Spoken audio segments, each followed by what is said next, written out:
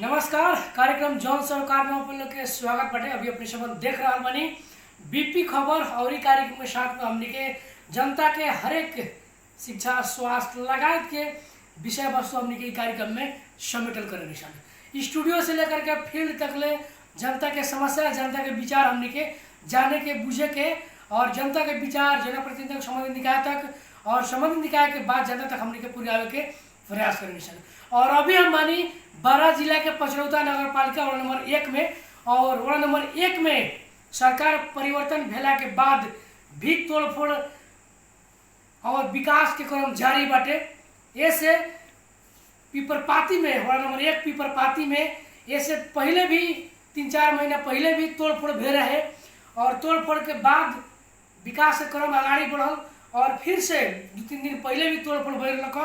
उसमें विभिन्न किस्म के जौन एगो झड़प देखल गई मारपीट देखल गई के का बाटे विकास के क्रम में ये सब काहे नहीं हो रहा बाटे कह के अब जनता विकास खोजता जनता सुशासन खोजता।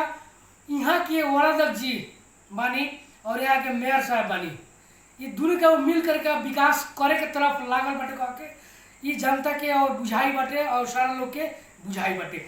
यहाँ के बात यहाँ के आवाज यहाँ के जनता के विचार वहाँ तोड़े के क्रम में काहे झड़प भाई और तोड़े के क्रम में काहे विवाद हो रहा बाटे मुद्दा काहे हो रहा बाटे जनता कह रहा बाटे कुछ लोग कह रहा बाटे कि लोग काखा पखा और कहीं ना कि बिना नापिए के बिना मापे दंड के तुड़ रहा बाटे लोग अधूर केहू के घर कह के कुछ लोग के आरोप बाटे। यह आरोप के हम वहाँ से बातचीत करे चाहे कि अपन लोगों ऐसा काहे कर रहा बने विकास के क्रम में अनावश्यक घर काहे सब टूट रहा बानी काहे नहीं हो रहा बटे जनता है गुनासो काहे कि चाहिए टूटत रहे घर या हम भी गए नहीं कुछ जनता है गुनासो बाटे उ जनता यदि सुनत बानी तो हम ये कार्यक्रम सुनल जाई हम वहाँ जरूर जवाब लेवे के प्रयास करें। विनय कुमार सिंह जी बानी वार्डाध्यक्ष जी यहाँ के स्वागत है मुखिया जी कार्यक्रम में अपने के। धन्यवाद मोहनलाल जी। आज अपने के गांव में ही आकर के यहाँ के अवस्था के बारे में हम बुझे के प्रयास कैले बानी यहाँ के बात के हम बुझे के प्रयास कैले बानी वास्तव में अपने लोगों विकास कर रहा बानी तो यहाँ झड़प और कहीं ना कि लाठी फड़क चले के अवस्था काहे होता है। निश्चित रूप से मोहनलाल जी किशन बाकी अनादिकाल से आज तक राम के पला से यहाँ तक के अवस्था जो हमने अध्ययन करे तारी विकास के प्रक्रिया जब जब आगे बढ़ेला मोहनलाल जी तो निश्चित रूप से कुछ लोग के मानसिकता ही दूषित होखेला जौना के दुनिया के कोनो शक्ति और मानसिकता के बदल नहीं सके। वो मानसिकता संकीर्ण सोच वाला मानसिकता बा। हमरा कहे के मतलब बा मोहनलाल जी विकास हमनी के पचौता नगर पालिका स्थानीय सरकार अभी बढ़ चढ़ के हमरा बुझाई था कि 12 जिला में अब अन्यत्र तक ना जान हो लेकिन 12 जिला में चढ़ बढ़ के अगर विकास के प्रक्रिया आगे बढ़ल बा तो सिर्फ पचौता नगर पालिका ही बा। अब रहल रोड में नाप नक्शा के बात करिए अपने रोड में तोड़ फोड़ के बात करिए अपने तो सरकार तो व्यवस्था भी करे बात कहीं क्षतिपूर्ति के बात होता कि हमरा एक मुआवजा मिले के चाहिए लेकिन वैसा स्थानीय सरकार के निकाय में एगो कानून बा वन वे राइट के कानून बा कि एक बेर स्थानीय सरकार अपन रोड बहरावे जाता वो में कोनो क्षतिपूर्ति की व्यवस्था नहीं करे अगर आवश्यकता पड़े तो एक बेर अगर बन जाता 10-20 बरस के बाद में फिर अगर वो रोड के विस्तार करे की आवश्यकता जब पड़ेता वो में स्थानीय सरकार के कानून बाटे की ओकरा के मुआवजा देवे के चाहे। अब रहल कि ई गांव में अपने आज नहीं आल बल्कि बहुतों दिन से आ रहा बड़ी रास्ता चले के बाटो सांगरो बा छोट बा गाड़ी नहीं बगल नाला की आवश्यकता बा 4 तला घर बना ले बड़ी पानी गिरावे के दिक्कत बा। हमरे महिला पानी उठा के घर से निकाल कर दूसरा क्षण बिगड़ता वहाँ झगड़ा झुगड़ी होता तो संपूर्ण स्थानीय सरकार के संघीयता ये लाए कि संपूर्ण चीज शिक्षा भी हमरा दिखाई देवे, रोड भी हमरा दिखाई देवे, नाला भी हमरा दिखाई देवे, स्वास्थ्य भी हमरा दिखाई देवे, डॉक्टर भी हमरा दुआरिये पर दिखाई देवे। ये लाल परिकल्पना सरकार कलक स्थानीय तह में। अब बाधा विघ्न बाधा थोड़ा मोड़ा होते रहले, लेकिन हमनी का सबसे पहले मनावे के प्रयास करी ले सब, निहोरा विनती करल जाले। ई प्रक्रिया तो 3 साल से लगातार सूचना करे का रहल आदमी की अपन घर टहरा, कानून में भी लोग गेल, अदालत में भी लोग गेल बा, तो अदालत के तो कह देवे पड़ल कि अपनी का क्षतिपूर्ति दियाओ, अपने 30 फीट रोड ना निकालल जाओ। ये सब चीज गेला का बावजूद बहुत लोग मुद्दा हारल, एक आदमी मुद्दा के प्रक्रिया में भी बालो, लेकिन विकास मुद्दा से संभव नहीं थे, सामाजिकता लचकता से ही संभव बा, ये हमर ठहर बा। लेकिन पूर्व सरकार के पला में अपने गांव में गेल होखम, तो जहाँ रोक देवे वहाँ बढ़ के लोग आगे विकास प्रक्रिया में बढ़ जाए, फिर जितना दूर चले फिर कोई रोक देवे तो फिर ओकर छोड़ के भाई वो विकास समाधान करके आगे ना बढ़े वो लोग, समाधान करके आगे ना बढ़े। और ये अभी के सरकार बा, जलंधर सिंह के सरकार बा, विनय सिंह के सरकार बा, विवाद समाधान करके जैसे भी होके निवारा पाती करके होके तोड़ फोड़ करके होके, लेकिन विकास के बराबर विकास हो रहा बा, बराबर विकास हुई तो छोड़ के विकास होने करे वाला अवस्था में नहीं। लेकिन कुछ लोग कह रहा बा हमर नंबरी टूट रहा बा, हमर घर नहीं के पड़ल, उहो टूट रहा पड़ल, ऋषि भी बाटे मेयर साहब के, बड़ा जी के, ऐसा काहे आरोप लोग लगावत बाटे? अपने के पहले ही कहीं जातीय आरोप बा, कहीं अपने के ऋषि भी बाटे, ऐसा माने जनता में कुछ लोग में काहे आक्रोश बाटे, ऐसा का आक्रोश काहे बा? ऐसा कोनो आक्रोश नहीं के। अपने के हम थोड़ा देर में अपने के गांव भ्रमण भी करावे के हम सोचले बड़ी मन में, जहाँ नाला बन गेल बा वहाँ के लोग की अवस्था पूछल जा कि अपने के अवस्था का नाला बनला से आ ना रहे ओकरा पहले के अवस्था का ठीक बा। थोड़ा सा क्षतिपूर्ति भेल हो, हमरे भाई लोग बा, गांव के हमरे समाज लोग बा, हमरे काका भैया चाचा सब लोग के बस्ती बा।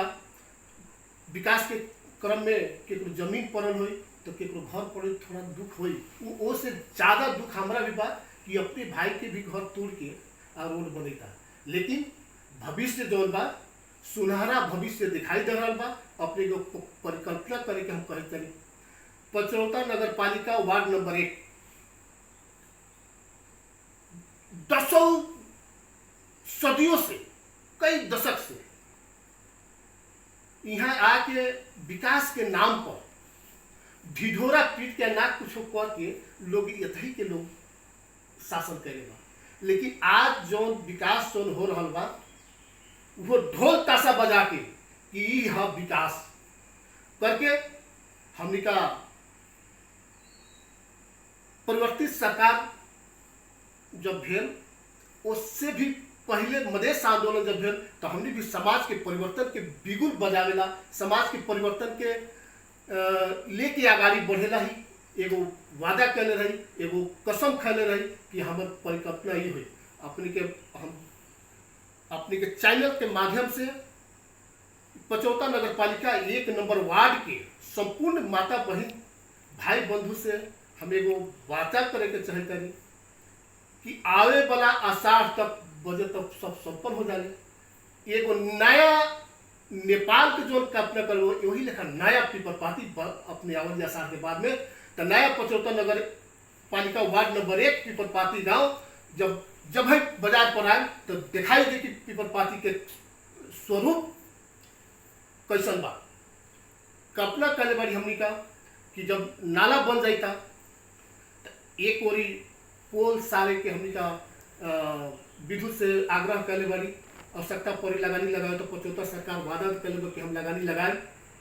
और दोनों ओर से स्ट्रीट लाइट जब हुई, वृक्षारोपण जब हुई तो परिकल्पना करूँ तो कि काठमांडू से कम जितना हैसियत एक हुई एरिया हुई उसे कुछ कम दिखाई न दी। ये हम सोच है। बाकी रह गया कि हम पचौता नगर पालिका खास करके 3-4 गो मुद्दा पर अपन मिशन आगाड़ी बढ़ेले बा। स्वास्थ्य, शिक्षा, रोड इत्यादि 4 बरस पे लोग सरकार के हो गए, अपने और जलंधर सिंह के सरकार के 4 वर्ष में जनता के सुशासन विकास के ग्राफ कहाँ तक ला पहले गेल बानी लोगन? अपने के उहे हम कहे के चाहते ई मिशन पर 3-4 गो जो मिशन बा, खास करके स्वास्थ्य, शिक्षा, रोड, लोग खाने कहीं पानी, तोड़ फोड़ करे कारण खाने पानी। कहीं खाली विवाद होता। अब जेकरा गाड़ी देवे के नियत हो तो अच्छा भी काम करो तो गाड़ी हम अपने के एगो देखबे करी। पचौता सरकार जब सूखाग्रस्त रहे तो हमने पूरे पानी के हाहाकार रहे तो टैंकर से भी पानी बटल। यहाँ पानी टंकी चालू कैली के 5 दिन में चालू करके देखली वो भी पानी पियावे के काम हमने कैली। जब बाटो अवरोध हो गल बा, कुछ कारण से पानी टंकी बंद हो गल बा, ऊपर पाइपलाइन उखाड़ दिया बा, फिर नया ऊपर संरचना तैयार हो रहा बा, तो देखा जाओ अपने के हम एगो संकीर्ण मानसिकता के सोच के लोग की हम बात करिए। ई सरकार करीब करीब 8-9 गो समरसेबुल गाँव में चलता पानी, तो पानी भी पिएता और गाली भी देता। देखा जाओ माने जलंधर सिंह के विकास कल बोरिंग गड़वाओं से पानी पिएता, गाड़ी भी देता। गाली भी देता, है ना? पानी भी पिएता और गाली भी देता। वो जाके देखा जाओ अपने नाला जहाँ बन गया उनमें पानी भी बहता और गाली भी देता। एक दिन हम स्थानीय सरकार के नगर पालिका से कई गो समरसेबल गड़ल बा अपने के बारे में? सब 9 गो समरसेबल अभी 9-10 को समरसेबल अभी नगर पालिका से गड़ल बा। एकदम निरंतर सब चालू बा। एकदम निरंतर पानी के अभाव अब नहीं खे, पिए वाला पानी के अभाव नहीं खे। जति खान अपने के पानी की आवश्यकता पड़ी, पानी अपने के समरसेबल के सुविधा नहीं कहीं ना कहीं पानी खेर जा रहा बटे, ठीक से व्यवस्थापन नहीं खे। एकरा बारे में अपने क्या कहते हैं? व्यवस्थापन सब व्यवस्थापन बा, खाने पानी चलो वो भी अपने टाइम से चलो। ई भी बात तो थोड़ा सा गांव समाज में रहल बा लोग, तब कि घरे बनावे की जरूरत पड़ी तो पानी तो पिए की आवश्यकता जितना महसूस बा, तो घर बने तो भी पानी की आवश्यकता बा, तो थोड़ा सा मिसयूज हो, ये थोड़ा सा निरंतर चले। लेकिन शादी विवाह आवश्यकता पूरा होई आवश्यकता दैनिक आवश्यकता कोनो भी हाल में पूरा करे के, अगर समरसेबुल भी से भी पानी अगर पूरा न हो तो टैंकर लेकर पूरा कर जाए, वादा के साथ 75 नगर पालिका आगे चल गई। आज देखा जाओ पीपरपाती +2 जो चलेगा अपनी आवल गेल वहाँ जाकर देखा जाओ आज 8 कोठी के भवन 8 कोठा के भवन माने भवन बनता, 8 कोठा के भवन नगर पालिका से बनता। कहीं से भी अगर मान लिया कि प्रदेश से सरकार अपने के बजट देता तो अनुमति अपने दे हम कि ना दे, तो अनुमति दे तो हमारा अनुमति के बगैर पचौता नगर पालिका में काम हो, पचौता नगर पालिका के अनुमति के बगैर कोनो काम हो सकता, तो अनुमति देगा तो सहकार्य करेगा। तो यहाँ देखा जाओ कि 8 कोठे भवन भी बनेगा। स्वास्थ्य के सुधार जाके अपने देखा जाओ बर्थिंग सेंटर चलेगा, दवाई 24 घंटा अपने के पर्याप्त बा। स्कूल में देखा जाओ विद्यार्थी करीब करीब हमारे स्कूल में 3000 विद्यार्थी हुए। जो क्षेत्र बा, जो स्तर के क्षेत्र बा, ओकरा सोच से ज्यादा के रिजल्ट इस सरकार दे रहल बा। इस सरकार दे रहल। आज देखा जाओ पीपरपाती पचरौता वार्ड नंबर 1 में एगो मुसहर बस्ती बा, वो मुसहर बस्ती के एगो बेटी 3.24 GPA ले आके आज नाम रोशन कैले बा। तो कहीं ना कहीं शिक्षा के प्रभाव है, स्थानीय सरकार के प्रभाव है, संघीयता के प्रभाव है। मुसहर बस्ती के मुसहर समुदाय के लोग भी अब मैंने जाके स्कूल में पढ़ता डोम समुदाय के विद्यार्थी लोग। जो समुदाय बा यहाँ डोम समुदाय हमारा पीपरपाती में नहीं है, लेकिन दलित समुदाय के लोग हर घर जौन भी समुदाय के लोग शिक्षा में सहभागिता बा। आज के पहुंच में शिक्षा बा अगर शिक्षा स्थानीय सरकार के देन बा जी। अगर शिक्षा पहुंच में ना रही तो एगो मुसहर के बेटी आज वो हमार बेटी है, मुसहर के बेटी ये गांव के बेटी हमरो बेटी है, आज पीपरपाती के नाम रोशन कर लेबा। हाँ ओकरा के हम अपना चैनल के माध्यम से बधाई भी देवे के चाहता। और कुछ लोग राजनीति सब कोई करेंगे, सस्ता लोकप्रियता बहुत जल्दी लोग लेके चाहते कैसन का सस्ता लोकप्रियता अपने गांव में वैसन के व्यक्ति बाकी सस्ता लोकप्रियता करे हैं। सस्ता लोकप्रियता भी बहुत लोग के लेवे के चाहले। अब समय आई तो सब कुछ हो पर्दाफाश हो, लेकिन पचौता नगर पालिका के सरकार, स्थानीय सरकार वो बेटी के पढ़ावे में, ओकरा रहन सहन में, ओकरा खान पान में, ओकरा सब कुछ के संपूर्ण व्यवस्था करे के तैयारी कर रहा बा। थोड़ा दिन के बाद में अपने सस्ता लोकप्रियता के बात करल बनी हमें के अपने के पचरौता पिपरपाती वार्ड नंबर 1 के मेयर के कैंडिडेट बना जो कि मेयर में लड़त रहलन श्याम गुप्ता जी। उ तो सरकार के हमेशा विरोध करलन, सरकार कुछ कर ही ना सकल, सरकार असफल बा कह के हमेशा रटना लगैले रहलन।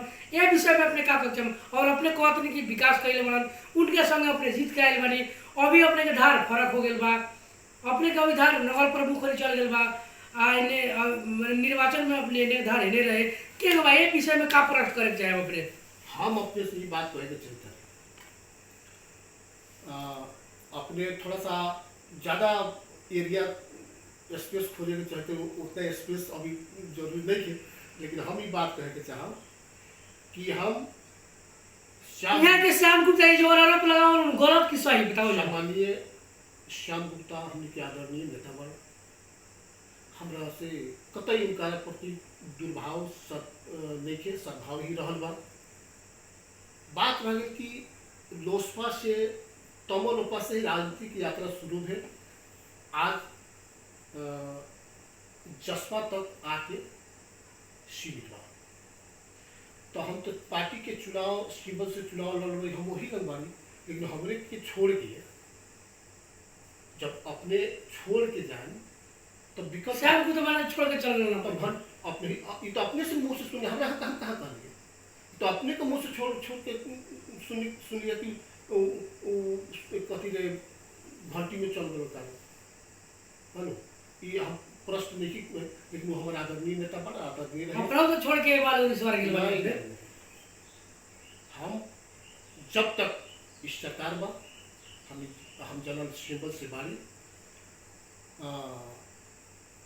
जब तक ना श्याम गुप्ता के आरोप लगावल गलत की सही। अपने कहते नहीं विकास होता, यहाँ खूब नगर प्रमुख जी विकास करते रहन और वो कहा करन कि नगर प्रमुख जी विकास नहीं करत, यहाँ कुछ नहीं के, ये उनका आरोप गलत की सही अपने बताओ जाओ। अब उनका नजरिया का बा, नजर बदले तो है। हम कभी अपने के नजरिया और नजर में फर्क बा। वो भी अब सरकार कथी बा कि विपक्ष में जब अपने रह तो सोना की चिड़िया बना दी, दुआरे पर जाकर लगा दी, तो विपक्ष कही कथी कैसा चिड़िया बा रही सोना के न पैखाना करे न बोले न खाई न पिए। ऐसा किसी के मानसिकता भी लोग में होकर खैर वो सब चलते रहे, राजनीतिक यात्रा बा, सब लोग अपना अपने से राजनीति करी था। लेकिन विपक्षी के नजर के अपने उनके आरोप के बने गलत आरोप बने। अब तो विपक्षी कर जब हम सत्ताधारी पार्टी एक ही पार्टी से चुनाव लड़न, हम यही जगह बानी आए अपने के दिशा बदल गए तब कभी कार्य खैर वो सब राजनीतिक बात हो। अभी आप दिशा बदल कर लेकिन फिर बाद में लोग मिलन हुई कि ना हुई का कहते हम जनता के सार्वजनिक रूप में राजनीति में संभव असंभव कोनो चीज ना होकर अच्छाई हुई, सहकार्य हुई, बुराई हुई। मान लिया कि हमरा से कोनो गलती हुई तो हमरा के जनता की नहीं सहयोग हुई, फिर बिहान निमन हुई, फिर भी जनता अपनी स्वीकारी, फिर खराब कर फिर जनता नकारी। चलते निरंतर चलते वाला बात हमारे फिर आवत बाकी ना तफसील के विषय हुई, समय तय करी तफसील के विषय हुई। राजनीतिक यात्रा में जब आपने देखा था कि कांग्रेस ये माने अप्राकृतिक गठबंधन हो सकता तो हमने के गांव के नेता बड़ हमार सम्मानीय नेता बड़े में कोनो नया बात नहीं है। यही गांव में उनको जन्म हमरो जन्म है के साथ चुनाव लड़े तो अपने के खंडन करे के चाहे करिए अपने एक संगे आजू एक संगे बैठ के खाना भी खाइए। उनका घर हम जाबे करम हमारे घर आबे करे गांव के चीज बा, बाहर के नेता नहीं खन के हम लेकिन अपने कहते हैं विकास लोग कहते हैं विकास नहीं के फिर हम का कहते हैं तो उनका अपन तफसील के विषय हुई। लेकिन विकास हमार बात बा कि अगर अपने यहाँ बैठल बानी एक थाली में खाए वाला आदमी के दूगो बात बा। एको तो दू बात है। हम यहाँ कहे कि यहाँ सोफा लागल बा तो अपने सोफा कहे हुए आ देखते हुए कि सोफा लागल बा तो यो अपने बगनिया के चलम तो दोष हमर बा कि अपने। निश्चित रूप से आज करीब करीब 9 साल पूर्व सरकार से लेकर 9 साल समय जा रहा बा संहिता के यार। अपने पूरे देश में देखा जाए अगर संहिता ना आया रहे इतना बड़का विकास के लहर भी न रहे। हम अब देश के राष्ट्रीय बात हम उन्हें जाए के ना हम प्रदेश की बात हम ज्यादा देश पर राजनीति करते हैं स्थानीय सरकार से सहकार करके। जब स्थानीय सरकार से सहकार करके हम राजनीति करे करी तो अभी पचौता नगर पालिका में सबसे ज्यादा बजट अगर नगर के चलता तो वो पीपल पार्टी पचौता 1 नंबर मान। इस अपने के ले चल अपने के रोड में काम लागल बा, नाला में काम लागल बा, खाने पानी के काम लागल बा, ढलान के काम चालू बा, स्कूल के काम चालू बा, शिक्षा में लगानी बा। शिक्षा में कति कति लगानी कैले बन मेयर साहब कहलियो। शिक्षा स्वास्थ्य में मेयर साहब का लगानी बा हिमा मेयर साहब का विजन अनुसार काम कर रहल बनी हिमा अपने के स्थानीय बानी बोले के पड़ल त बड़ा अच्छा बानी अपने। एगो सबसे बड़का बात कथी बा कि हम जगह गांव में बानी सौभाग्य बा कि हमने के पूर्वज लोग यहाँ विद्यालय की स्थापना करें उन लोग के बधाई देते हुए आज जाके देखा जाओ अपने जहाँ 30 को 35 को मास्टर शिक्षक रहे आज कम से कम 50 गो शिक्षक बा। नगर से भी शिक्षक काम कर रहा बा। पानी के हाहाकार में स्कूल में इतना बड़का अभी लेयर घट गया बा समरसेबुल भी डाल गया बा। पानी विद्यार्थी के मिले था अपने के कंप्यूटर लैब जो चले था उनमें थप कंप्यूटर से बिगड़ बा थप कंप्यूटर वाड़ा कार्यालय जो बा अपन लगानी कर बजट से लगानी कर रहा बा। निरंतर निगरानी हो रहा बा स्कूल हमारे कैसे से अच्छा चलो।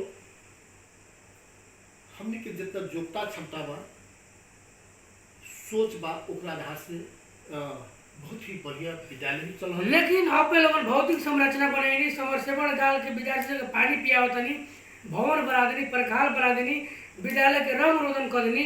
लेकिन इतना लगाने के बावजूद भी लगाने अनुसार रिजल्ट काहे लिखे ये पर अपने क्या करते हैं एकदम केकर कमी बा इसने सरकार कमी बा अपने कमी बा ताकि मास्टर साहब लोग गलती बा। आपने रिजल्ट के नहीं देखा गया पर साल देश भर के रिजल्ट बिगड़ गए है तो भी 12 जिला की हम बात करें नेपाल में समाज संज्ञान में हालत कइले बोल गए 75 के रिजल्ट खत्म या हो गेल वा हो गेल 75 की बात भी हम थोड़ा देर रोके के चाहम।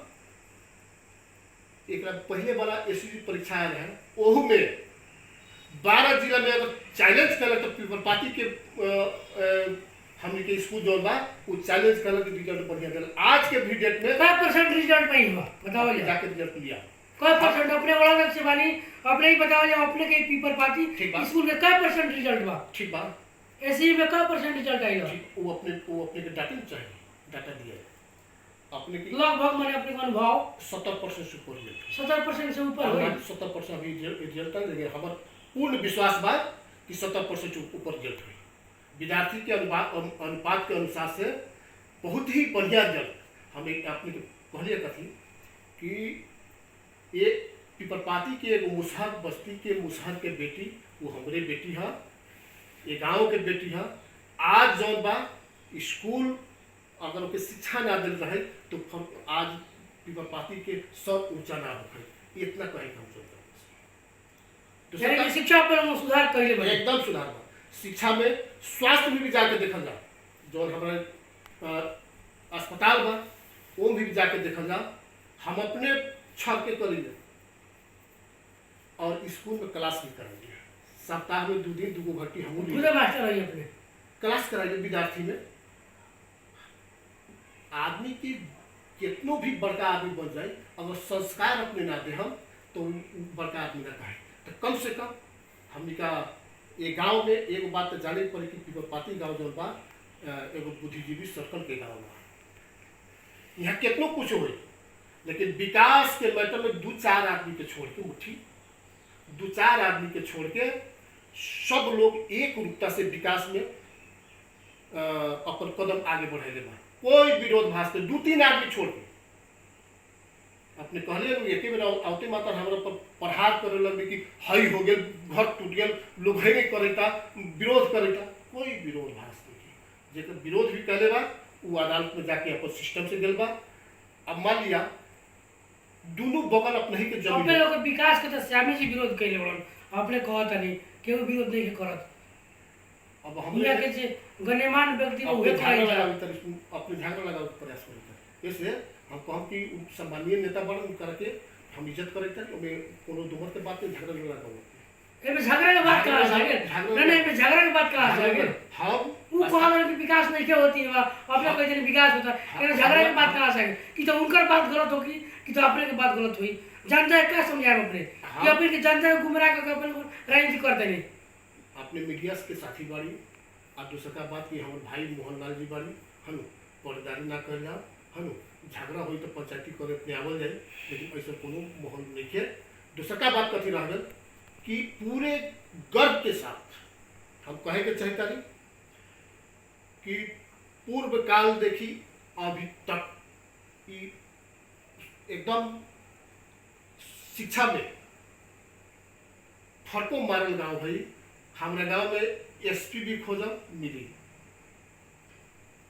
कुछ दिन में अपने डीएसपी भी मिली, है ना।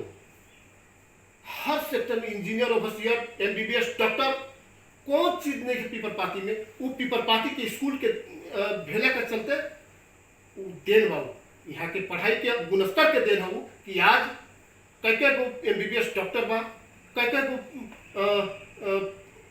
कहे के मतलब कि उच्च ओहदा के लोग बा, मास्टर के तो अनगिनतीय बात बा, पुलिस तो अनगिनतीय होई, है ना। एकदम संपूर्ण रूप से संपन्न गांव बा, सब हर एक निकाय में पहुंच पाई गांव के पहुंच बा। एमे कोनो पोते के बात नहीं। यही गांव के स्कूल सब गवाई रहे, वो निमन काम भेल कि खराब काम भेल? गवायल काम गावे वाला काम निमन की खराब? मेयर साहब गबलन जो काम अभी मेयर साहब निमन कइलन कि खराब कइलन, बताओ जाओ। हम अपने के एगो बात जनावे के चाहिए तानी कि मेयर साहब के दूरगामी विजन रहे, ओकर के विजन कहल जाओ।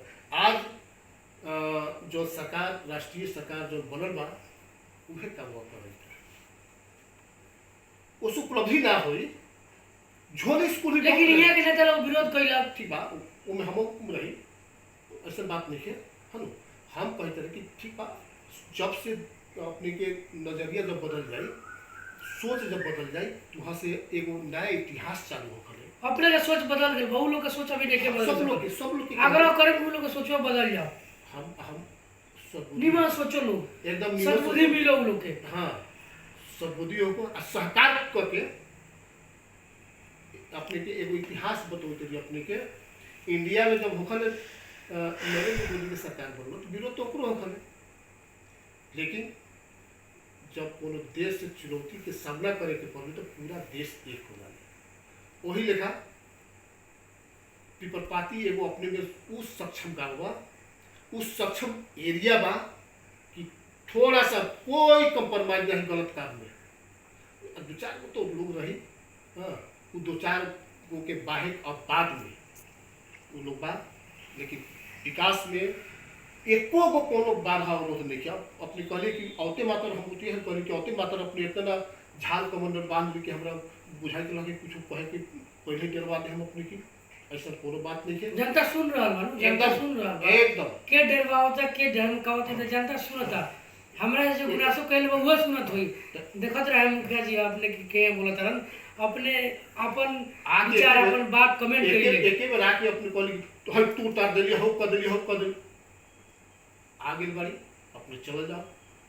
काम अच्छा बा कि ना बा, काम बोलल, मुंह बोला से कुछ ना हो। यानी कि पचरौता में, वार्ड में, चाहे नगर पालिका में हर एक किस्म के विकास हर एक क्षेत्र में अच्छा विकास हो रहा है। एकदम अच्छा विकास हो रहा बा और चैलेंज के साथ कही तरी कि पचौता नगर पालिका जौन बा 12 जिला में उत्कृष्ट नगर पालिका के रूप में अभी चल रहा बा।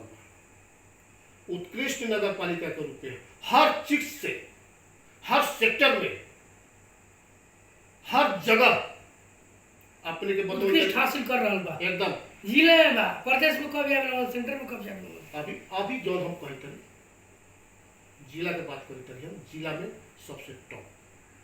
दूसरा क्या बात रह गई कि ई शिक्षा में लगानी माने कहलिए कि निःशुल्क एमबीबीएस पढ़ेला नगर पालिका पैसा दे बोले, इंजीनियरिंग पढ़ेला वो में आरोप बा कि अपना आदमी के देवले आरोप तो कुछो करम कुछ माने पार्टी के लोग के देवले सीता के भी अपनी परीक्षा देवे के पड़ल बा कि ना पड़ल। सीता तो हमनी के माता है। इमे धार्मिक बात कह के अपने के पंचे के मिली एकदम कोई पंचे सीता के भी अग्नि परीक्षा देवे के पड़ल बा। अब करप्शन के विरोध में गलत हो गया सच हम लोगन धार्मिक ग्रंथ के उदाहरण दे के पंचे कोई तो नहीं। हम अपना हिसाब से हम कितनो अपने के बड़ाई करो हम अपन बड़ाई नहीं हो सके। अपने आ गेल बड़ी गांव में घूमल जाओ जानता है गुनासो हम पूछ रहे यहाँ गांव में घूमले बड़े नाला चिरले बड़े अपने लोगन रोड बनवे जाने ठीक बात बा, लेकिन जानता है गुनासो हम पूछ रहा भाई गुनासो तो है नहीं केने गुनासो बा, केने गुनासो बा अपने काम होइए रहल बा ठीक बा घर टूटल तो पीठा पीठा होई लेकिन विकास तो अपना ही के होई बारू। अब जहाँ दुनू ओर अपने के जमीन बा तो तैका एने तैका ओने होते फर्क का पड़ेगा कुछ फर्क पड़े वाला नहीं है। सब तमाम विषय हम सरकार दिले बाड़ी एकदम धमाधम विकास हो रहा बा, कोनो बाधा अवरोध नहीं के और जगह की अपेक्षा में अब कथी करे के प्लानिंग बा एकरा बाद अपन लोग कथी कर रहल बाड़ी। अभी अधूरा जितना काम बा ये वार्षिक वर्ष फिर अपने लोग चलाए लोगन अधूरा जितना काम बा वार्ड एक कैसन क्या किस्म के अपने परिकल्पना हमार वार्ड अपने आप में सक्षम समृद्ध शांति चाहे वाला गांव हो और निरंतर कायम रहो ओकर परिकल्पना करे के प्रयास का कहे चाहे अंत में सारा जनता के यहाँ के प्रतिनिधि लोग के यहाँ के मेयर साहब के जिसे अपने के सपोर्ट करता जी यहाँ के काम करता सारा लोग के सहयोग लोग का कहे क्या अपने हम खास करके पचौता नगरवासी और वो में भी पचौता पीपर पार्टी के 1 नंबर वार्ड के तमाम माता बहन भाई बंधु से आग्रह करो कि जौन भी विकास के काम होता थोड़ा सा क्षतिपूर्ति हुई। अगर हमरा से कोनो काम करे बाड़ी तो थोड़ा सा गड़बड़ हो सकता कामे करे वाला लोग से टूटी फूटी ओकरा के क्षमा प्रार्थी करे सहकार करके हमरा के अगर हमरा से कोनो टूटी फूटी अगर कौन जाने अनजाने होता ओकरा के माफ करके हम अपना के कहे के मतलब कि सहकार करके एकरा के मिल के गांव के संपन्नता की ओर ले चल जाओ। और अब तो हमके सारा सब बीतिए गल बा, अब बकरीद भी सामने आ रहा बा है न, तो बकरीद में भी वो लोग के सुख शांति समृद्धि हो इतने कहे सब लोग मिल के एक साथ विकास करो हमारे एगो परिकल्पना बा। चलिए बहुत बहुत धन्यवाद बा। आज हमने के 12 जिला के पचरौता नगर पालिका नंबर 1 वार्ड जी से बातचीत करी सन और इस विषय में ढेर सारा जनता लोग के गुनासो लड़का फोन भी करत लोग हमरा के क्या कि मोहनलाल पंडित जनता के आवाज़ जनता के विचार के हमेशा प्राथमिकता में रख के रिपोर्टिंग पत्रकारिता करने से जनता के गुनासो हमारे लोग बहुत ज़्यादा आवेला। ऐसे गुनासो लेनी और अपने लोग के विचार अपने लोग के बात जरूर कमेंट करी जाए। फिर से मुखिया जी का हमने के एक बाद लाइव में बैठा मुखिया जी के और अपने लोग कमेंट के माध्यम से प्रश्न आई होकर जवाब फिर से पूछम। अभी खातिर बहुत बहुत धन्यवाद। नमस्कार। धन्यवाद।